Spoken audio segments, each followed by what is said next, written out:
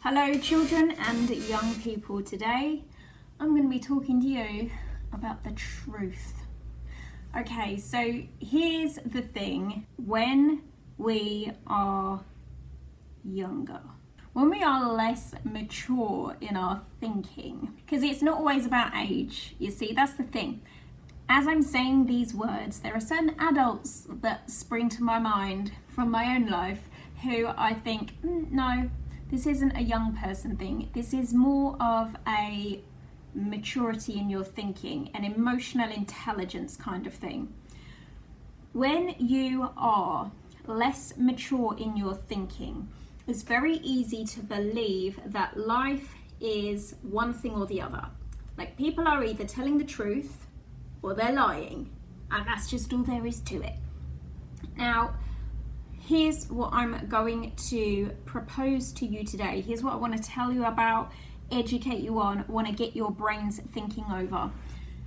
There are normally three versions of the truth: your version, their version, and the actual real life version. The issue that we have is that when we go through an experience in our life, our brain is going to process it in a very different way to how the circumstances actually occurred and how someone else might process that information. And the reason why is because your experience of life is going to be affected by the emotional state that you're already in, other experiences that you might decide that it's similar to and therefore connect it to.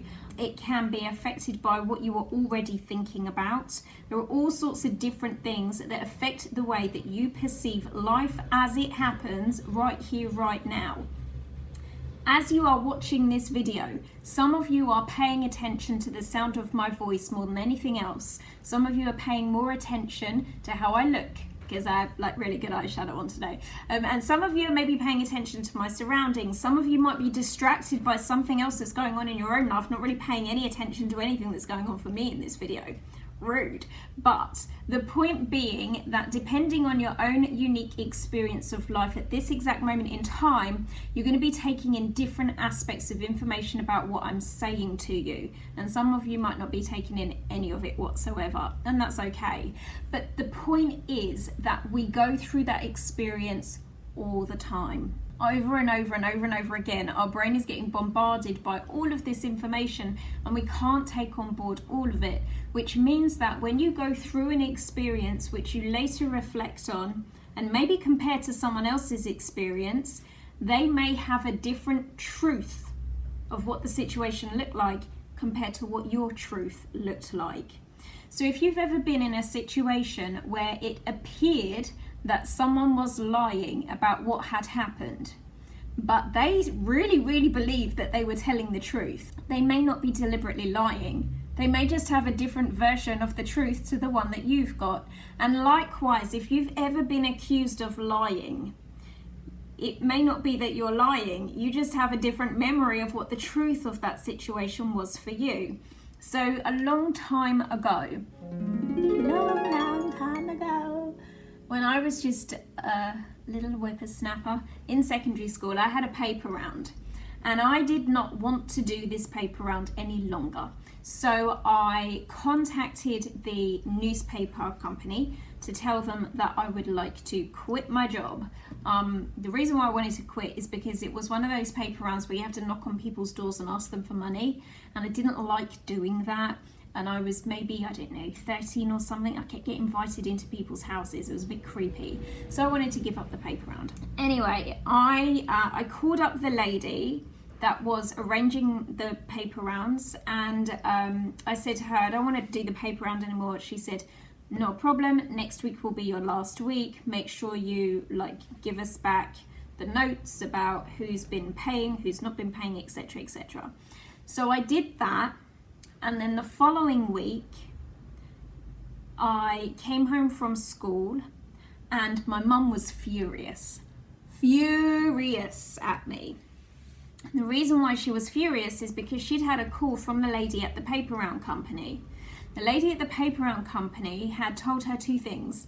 Thing number one was she said that I was still supposed to be doing my paper round that week. I wasn't, I finished the week before.